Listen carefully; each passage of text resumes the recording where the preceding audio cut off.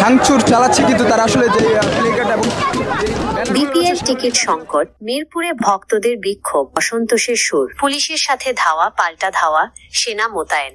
অনেক দূর থেকে জার্নি করে এসেছি, যদি আমরা এই জায়গায় এসে টিকিট না পাই, টিকিট যদি ব্ল্যাক হয়ে যায় তাহলে আমরা টিকিট কিভাবে পাবো? যদি বিসিবির এমন কিছু নিয়ম থাকতো বা এই নিয়মে হলে আমরা টিকিট দিব, আমরা এই নিয়মগুলো মানতে বাধ্য, আমরা কিন্তু এই নিয়মগুলো মেনেছিও।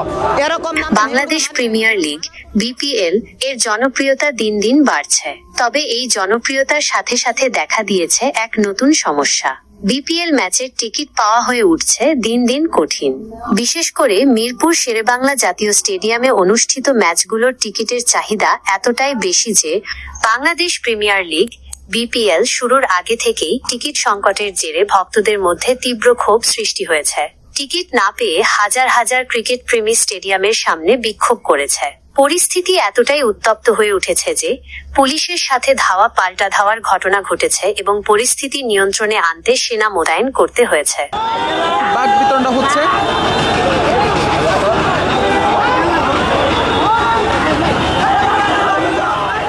টিকিট বিতরণের ব্যবস্থা পর্যাপ্ত ছিল না, যার ফলে দীর্ঘ লাইন ও বিশৃঙ্খলা সৃষ্টি হয়েছে। অনেক টিকিট কালোবাজারি হয়েছে বলে অভিযোগ উঠেছে। টিকিট না পেয়ে ক্ষুব্ধ ক্রিকেট প্রেমীরা স্টেডিয়ামের সামনে জড়ো হয়ে স্লোগান দিতে শুরু করে। তারা বিসিবির বিরুদ্ধে তীব্র ক্ষোভ প্রকাশ করে। পরিস্থিতি এতটাই উত্তপ্ত হয়ে উঠে যে পুলিশকে পরিস্থিতি নিয়ন্ত্রণে আনতে হয়েছে। পুলিশ যখন ভক্তদের ছত্রভঙ্গ করতে চেষ্টা করে তখন ধাওয়া পাল্টা ধাওয়ার ঘটনা ঘটে। এই ঘটনায় কয়েকজন ক্রিকেট প্রেমী আহত হয়েছে। পরিস্থিতি আরো বেগতিক হওয়ার আগেই পরিস্থিতি নিয়ন্ত্রণে আনতে সেনা মোতায়েন করা হয়। সেনার উপস্থিতিতে পরিস্থিতি কিছুটা শান্ত হলেও ক্রিকেট প্রেমীদের মধ্যে ক্ষোভ এখনো কাটেনি।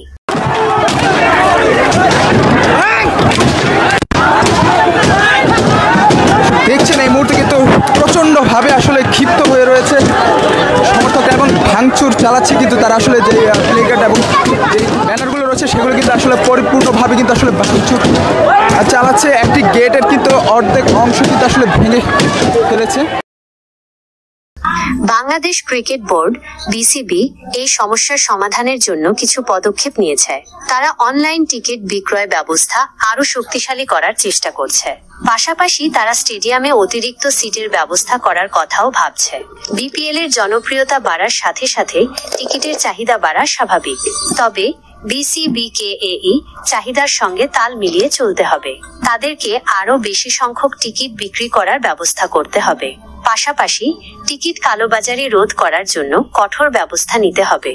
অনলাইন টিকিট বিক্রয় ব্যবস্থা আরো শক্তিশালী করা এবং ক্র্যাশ হওয়া রোধ করা। টিকিট কালোবাজারি রোধ করার জন্য কঠোর ব্যবস্থা নেওয়া। টিকিট বিক্রয় প্রক্রিয়া স্বচ্ছ রাখা। সমর্থকদের অভিমত শুনে তাদের সমস্যার সমাধান করা। বিপিএল এর জনপ্রিয়তা বাংলাদেশের ক্রিকেটের জন্য একটি সুসংবাদ, তবে টিকিটের সংকট এই জনপ্রিয়তার জন্য একটি বড় চ্যালেঞ্জ। বিসিবিকে এই চ্যালেঞ্জ মোকাবেলা করতে হবে এবং সমর্থকদের সন্তুষ্টি নিশ্চিত করতে হবে।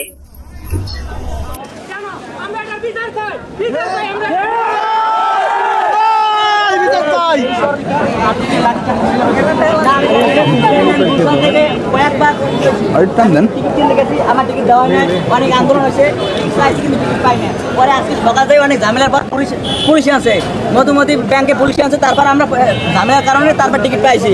এখন টিকিট আনার পর যদি আমি না ঢুকতে পারি তো আমি একটা টিকিট কিনে কি করবো?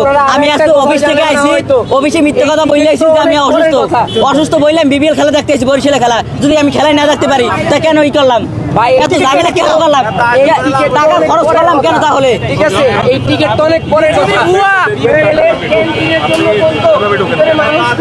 আসলে দেখাচ্ছিলাম দর্শক, আসলে মিরপুর শেরেবাংলাদেশের সামনে এই মুহূর্তে যেই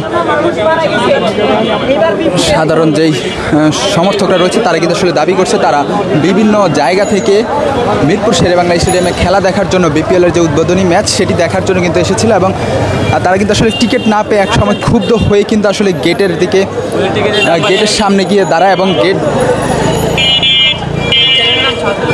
কিন্তু ভাঙচুরের পর কিন্তু আসলে আইন শৃঙ্খলা বাহিনীর পক্ষ থেকে তাদের উপর যেই লাঠিচার্জ সেটি করার পর কিন্তু আসলে তারা পিছু হাঁটে এবং এই মুহূর্তে কিন্তু আসলে দেখছিলাম আসলে সেনাবাহিনীর গাড়িবহর কিন্তু এসেছে এবং সেনাবাহিনীর তত্ত্বাবধানে এখন রয়েছে মিরপুর শেরেবাংলা স্টেডিয়াম। আমরা আপনাদের সরাসরি দেখানোর চেষ্টা করছি নিউজ প্লাস 7 লাইভে।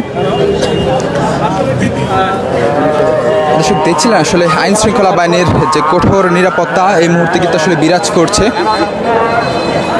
এবং টিকিট চেক করে করে কিন্তু আসলে ভিতরে প্রবেশ করানো হচ্ছে। যেসব যাদের টিকিট রয়েছে তাদেরকে কিন্তু আসলে ভিতরে যাওয়ার এন্ট্রির জন্য অনুমতি দিচ্ছে।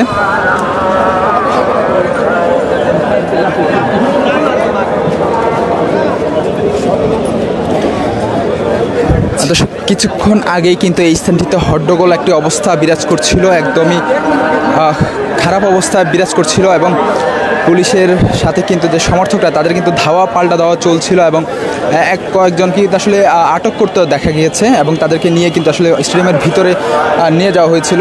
এবং এই মুহূর্তে লক্ষ্য করতে পারছেন যারা আসলে এখনও টিকিট পাননি তারা কিন্তু এসে এখনও কিন্তু আসলে দাঁড়িয়েছেন।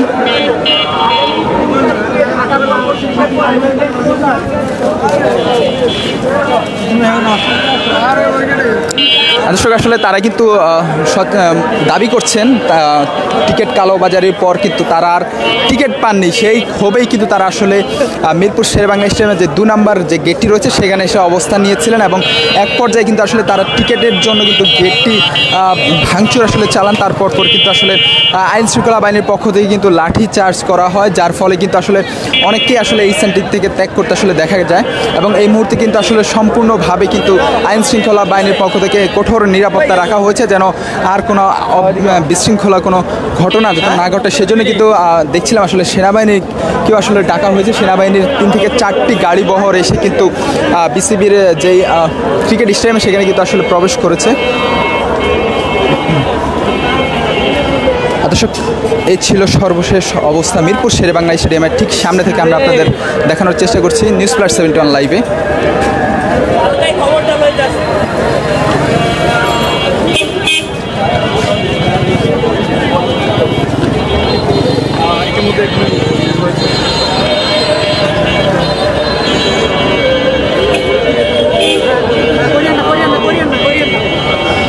দর্শক মিরপুর শেরেবাংলা স্টেডিয়ামের সামনে থেকে আমরা আপনাদের সরাসরি দেখানোর চেষ্টা করছিলাম। আজকে কিছুক্ষণের মধ্যে কিন্তু ফরচুন বরিশাল এবং দুর্বার রাজশাহীর যে ম্যাচটি দিয়ে কিন্তু শুরু হওয়ার কথা রয়েছে। মিরপুর স্টেডিয়ামের ঠিক সামনে থেকে আমরা বর্তমান পরিস্থিতি নিয়ে আমরা আপনাদের সরাসরি দেখানোর চেষ্টা করছি নিউজ প্লাস 71 লাইভে। দর্শক আপনারা যে যেখান থেকে রয়েছেন আমাদের সাথেই থাকবেন।